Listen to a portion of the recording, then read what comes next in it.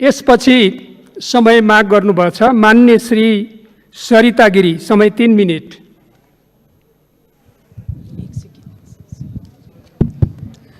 सम्माननीय सभामुख महोदय, ज्येष्ठ 19 के दिन मैं संसद में अनुपस्थित थी।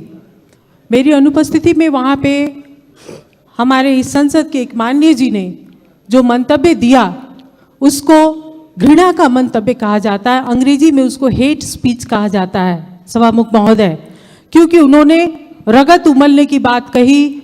उन्होंने अपने मेरे पद का मर्यादा नहीं होता तो मैं भौतिक रूप से भी आक्रमण कर सकती थी, ये बात कही।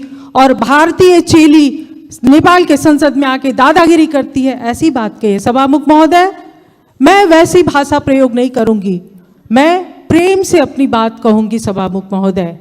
और मैं बहुत प्रेम और सद्भाव और आग्रह के साथ ये कहना चाहती हूँ कि इस मंतव्य को रिकॉर्ड किया जाए और नेपाल के कानून के अनुसार यह हेट स्पीच कानूनी कार्रवाई के लिए पर्याप्त होता है। और मैं सरकार का ध्यान आकर्षण कराती हूँ, गृह मंत्रालय का ध्यान आकर्षण कराती हूँ कि इसको रिकॉर्ड में लेके और कानूनी प्रक्रिया को आगे बढ़ाया जाए। मैं दूसरी बात कहती हूँ सभामुख महोदय कि पूरे संसद पे की मर्यादा पे और उसके सार्वभौम सत्ता पे आक्रमण हुआ है, इसलिए ऐसे हेट स्पीच को संसद के रिकॉर्ड से हटाया जाए। जब तक ये संसद का रिकॉर्ड पे बना रहेगा, इस देश में विभाजन की दरार वहीं से शुरू होगी। क्योंकि यहां पर अगर ये संसद के सार्वभौम सत्ता पे, संसद में ही जासूस कहने की बात की जाती है, संसद में दादागिरी चलाने की बात की जाती है, सभामुख महोदय, ये सिर्फ किसी माननीय पे नहीं, ये पूरे संसद पे आक्रमण है। सभामुख महोदय, मैं क्षमा चाहती हूं कि हमारे माननीय जी भी संसद का वक्तव्य पढ़ के अपना वक्तव्य देती हैं या मीडिया में जो प्रायोजित ढंग से वक्तव्य आता है उसको कहती हैं। मैंने कहा है भारत और चीन दोनों देश के साथ संवाद करके बात आगे बढ़ाई जाए।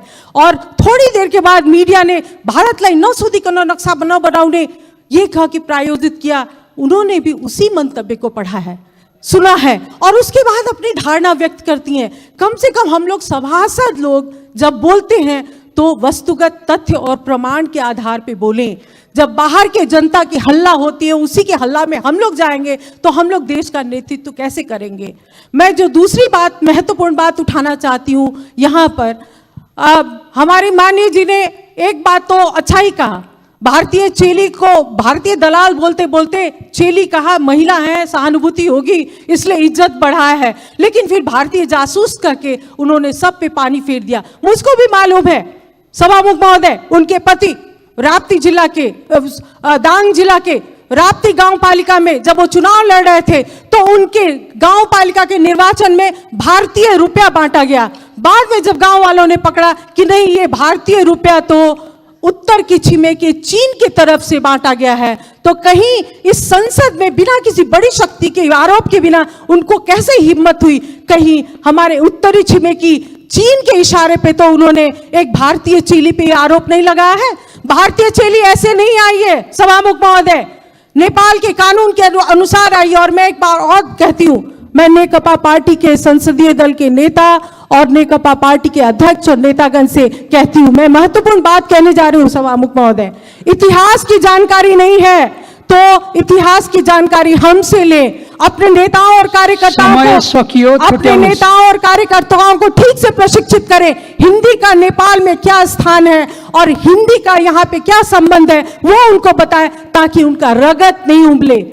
रगत, बुद्ध के संतान का रगत नहीं उमलना चाहिए सभामुख महोदय। और रगत तो बहुत का उमलता है, जब मधेसी को भारतीय और भारतीय को मधेसी बनाया जाता है तो बहुत लोगों का खून उबलता है, लेकिन हम लोग ऐसे ही चांदी के चम्मच में हम लोगों को किसी ने सभासद का सदस्य नहीं दिया है।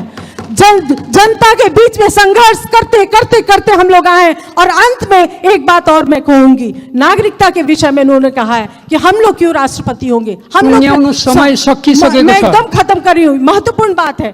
तो मैं भी ये चुनौती देती हूँ, मैं चुनौती देती हूँ कि 2072 साल का संविधान बनाने वक्त में जब मधेसी सड़क पे थे तो उन्होंने आर्टिकल 279 लाके हमारे हाथ और पैर में जंजीर बांधी है।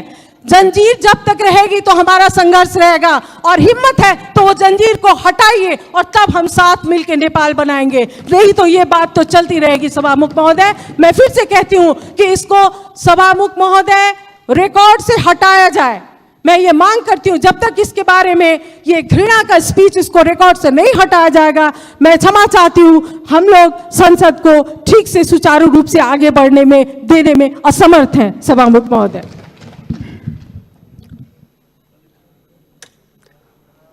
माननीय श्री अमृता देवी अग्रहरी, समय 3 मिनट।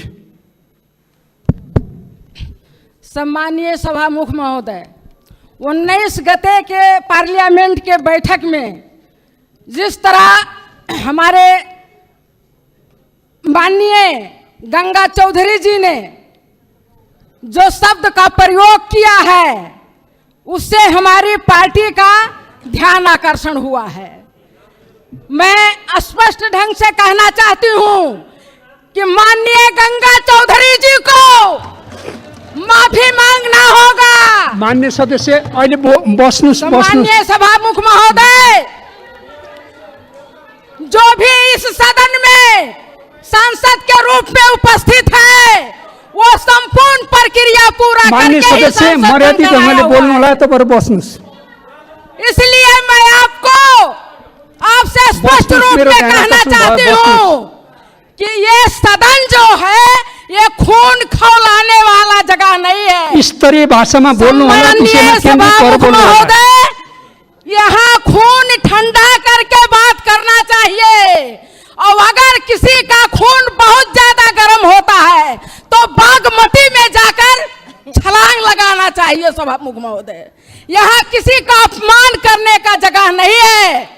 सम्मानीय सभामुख महोदय, मैं स्पष्ट ढंग से कहना चाहती हूँ कि जिस तरीके से हम लोगों के साथ भेदभाव होता आया है, किसी भी बात का एक सीमा होता है, सीमा से बढ़ करके आवाज उठाया जा रहा, अपमान किया जा रहा है। हिंदी में जो बोलता है, हिंदी शब्द का प्रयोग उन्होंने कहा है। सम्मानीय सभामुख महोदय, आपके कार्य व्यवस्था के तहत शुरू में हम लोगों ने जब शपथ ग्रहण लिया था उस समय पूछा गया था कि आप किस भाषा में शपथ ग्रहण लेंगे। हम लोगों ने अपना अपना उद्देश्य के तहत, जिसमें हमको सरलता होती है, हिंदी में भी जिसको जो अपना सहज होता था उस अनुसार हम लोगों ने लिखित दिया था, और हिंदी में हम लोग बोलने के लिए शपथ ग्रहण लिया। और हिंदी में बोलने के लिए इस तरीके से हमारे ऊपर जो है छीटाकशी होता है, अपमान होता है। हम ये कहना चाहते हैं सभामुख महोदय कि हिंदी बोलने से कोई हिंदुस्तानी नहीं होता, अंग्रेजी बोलने से कोई ब्रिटिश का नागरिक नहीं होता। जिस भाषा को जिसको सरलता होती है उसी भाषा का प्रयोग किया जाता है सभामुख महोदय। इसलिए मैं आप लोगों से कहना चाहती हूँ, इस सदन से कहना चाहती हूँ, अगर इस देश में कोई सच्चा राष्ट्रवादी है तो वो मदेशिया है, क्योंकि मदेश ही देश के चारों तरफ, 3 तरफ मदेशी का बसोबास है, जहां पे आज तक 1 इंच भी जगह मदेशियों के रखवाली के तहत किसी में हिम्मत नहीं हुआ समय सकियो, टुंग्याउनु। जो आकर के आक्रमण कर सके। लेकिन आज जो सीमा को लेकर बात उठ रही है सभामुख महोदय, बहुत महत्वपूर्ण बात है। कागज के टुकड़ा में, कागज का जो नक्शा है उसमें कोर देने से हमारे नेपाल का जगह फिरता आने वाला नहीं है। आप कोर लीजिए नैनीताल, आप कोर लीजिए हरिद्वार, आप कोर लीजिए खटमाय और पिथौरागढ़, जहां भी कोर लीजिए, उससे हमें नहीं मिलने वाला है। और भारत के लोग भी अपने नक्शा में काठमांडू और पोखरा अपने नक्शा में कोर लें, उससे भारत को भी नहीं मिलने वाला है। यदि जाने अनजाने में पहाड़ी शासकों ने जगह को बेचा है तो उसको वार्ता के टेबल के माध्यम से हमें वापस लाना चाहिए सभामुख महोदय। जगह बेच करके और नौटंकी करने से जगह वापस नहीं आता है। इसके लिए कूटनीतिक वार्ता के टेबल पे बैठिए और जगह को वापस लाइए। और यदि ऐसा नहीं कर सकते हैं इस देश के शासक लोग, तो कुर्सी से राजीनामा दे, कुर्सी छोड़ दे। मदेशिया उस कुर्सी पे बैठ करके और देश को वापस लाएगा। यदि वाकई हमारे देश के भूभाग आक्रमण हुआ है तो मैं इतना ही कह करके आप लोगों के समक्ष एक शब्द और कह देना चाहती हूँ। नागरिकता के विषय में भी हमारे माननीय जी ने आवाज उठाया कि एक सांसद के पास 2 नागरिकता है। मैं कहती हूँ वो नागरिकता